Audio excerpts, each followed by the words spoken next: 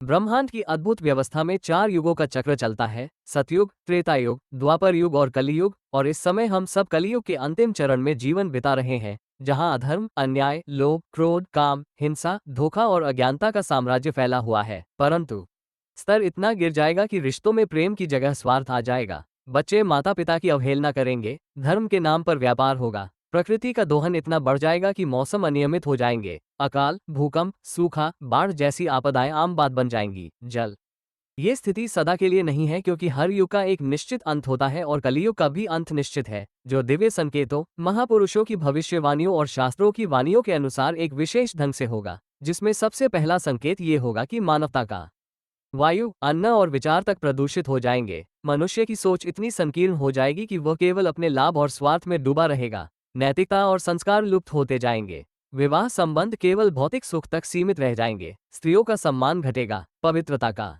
मूल्य नहीं रहेगा। मनुष्य मशीन बन जाएगा और उसकी आत्मा खोखली हो जाएगी। वैज्ञानिक प्रगति भले ही अपने चरम पर पहुंचेगी, लेकिन उसका उपयोग विनाश में ज्यादा होगा। युद्ध, आतंकवाद, हिंसा और दंगों का बोलबाला होगा। राष्ट्रों के बीच शांति की बजाय सत्ता की होड़ विनाश करेगा, बल्कि पृथ्वी को शुद्ध करने का कार्य भी करेगा, जिससे एक नए युग यानी सतयुग की शुरुआत होगी। ये बदलाव अचानक नहीं बल्कि धीरे धीरे होगा। जैसे ही कल की अवतार प्रकट होंगे, वैसे ही वैश्विक स्तर पर विनाशकारी घटनाएं घटने लगेंगी, जैसे विशाल जलप्रलय, अग्निकांड, उल्कापात, ध्रुवीय परिवर्तन और ब्रह्मांडीय विस्फोट, जिससे पूरी मानव सभ्यता हिल जाएगी। कई जीव नष्ट हो जाएंगे, धरती का भूगोल बदल जाएगा, और फिर उस विनाश के बाद जो बचेंगे वे एक नए जीवन की शुरुआत करेंगे, जिसमें धर्म, करुणा, प्रेम, एकता और सत्य की स्थापना होगी। संत, साधु, ज्ञानीजन और ऋषि मुनियों की कृपा से सत्य का मार्ग पुनः प्रशस्त होगा। लोग पुनः वेदों, उपनिषदों, भगवद गीता और धर्म ग्रंथों की ओर लौटेंगे। संपूर्ण ब्रह्मांड में एक दिव्य ऊर्जा फैलेगी। बच्चे अपने बड़ों का सम्मान करेंगे। स्त्रियों को पुनः देवी तुल्य माना जाएगा। मनुष्यों के मन में ईश्वर के प्रति भक्ति और प्रेम का भाव जागेगा। प्रकृति फिर से हरी भरी और सुंदर हो जाएगी। पशु पक्षी, नदियां, पर्वत, आकाश और पृथ्वी सभी शुद्ध हो जाएंगे। कलियुग का अंत केवल एक विनाश नहीं बल्कि एक संत, साधु, ज्ञानीजन और ऋषि मुनियों की कृपा से सत्य का मार्ग पुनः प्रशस्त होगा। लोग पुनः वेदों, उपनिषदों, भगवद गीता और धर्मग्रंथों की ओर लौटेंगे। संपूर्ण ब्रह्मांड में एक दिव्य ऊर्जा फैलेगी। बच्चे अपने बड़ों का सम्मान करेंगे। स्त्रियों को पुनः देवी तुल्य माना जाएगा। मनुष्यों के मन में ईश्वर के प्रति भक्ति और प्रेम का भाव जागेगा। प्रकृति फिर से हरी भरी और सुंदर हो जाएगी। पशु पक्षी, नदियां, पर्वत, आकाश और पृथ्वी सभी शुद्ध हो जाएंगे। कलियुग का अंत केवल एक विनाश नहीं बल्कि एक पुनरुत्थान भी होगा, जहां पुराने और भ्रष्ट विचारों का अंत होगा और सच्चे धर्म, प्रेम, शांति और सद्भाव की एक नई शुरुआत होगी। और यह सब तभी संभव होगा जब हम स्वयं जागरूक बनेंगे, अपने कर्मों का मूल्य समझेंगे और जीवन में सत्य, अहिंसा, करुणा, दया, भक्ति और सेवा को अपनाएंगे।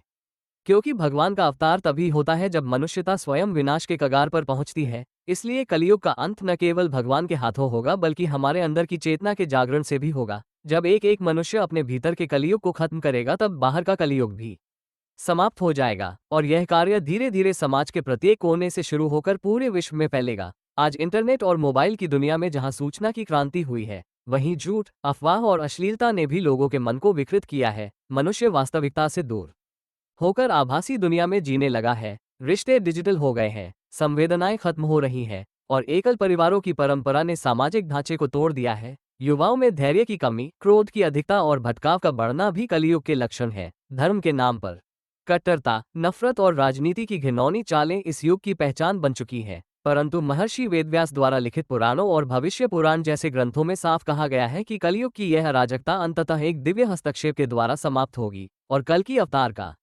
आगमन उत्तर प्रदेश के संभल नामक स्थान से होगा। उनके माता पिता अति साधारण लेकिन पुण्य आत्मा होंगे, और जैसे ही वे युवावस्था में पहुंचेंगे, उन्हें भगवान शिव से दिव्य तलवार प्राप्त होगी, जिससे वे पृथ्वी से तमाम पापियों का नाश करेंगे। वे तकनीकी युग में जन्म लेकर विज्ञान और अध्यात्म दोनों का उपयोग करके मानवता का पुनर्निर्माण करेंगे। वे केवल तलवार से नहीं, ज्ञान और विवेक से भी युद्ध करेंगे। वे लोगों को सत्य के मार्ग पर चलना सिखाएंगे, झूठ और छल के साम्राज्य को समाप्त करेंगे। और जब ये धर्मयुद्ध समाप्त होगा, तब धरती पर केवल वे ही लोग बचेंगे जिनका हृदय पवित्र होगा, जो परमात्मा में आस्था रखते होंगे। फिर पृथ्वी पर पुनः ऋषियों की तपोभूमियां बनेंगी। यज्ञ, हवन, भजन, कीर्तन और ध्यान का वातावरण होगा।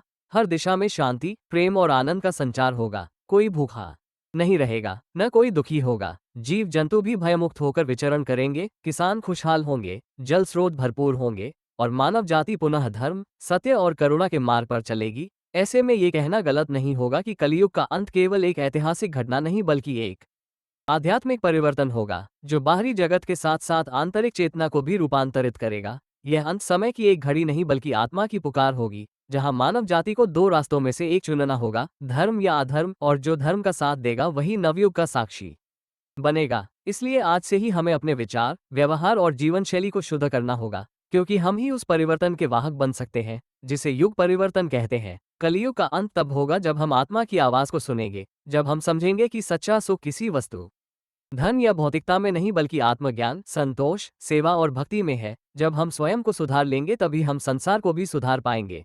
यही है उस कलयुग का अंत जो बाहर भी है और हमारे भीतर भी, और तभी प्रारंभ होगा सतयुग, जो न केवल युगों का बल्कि चेतना का भी पुनर्जन्म होगा।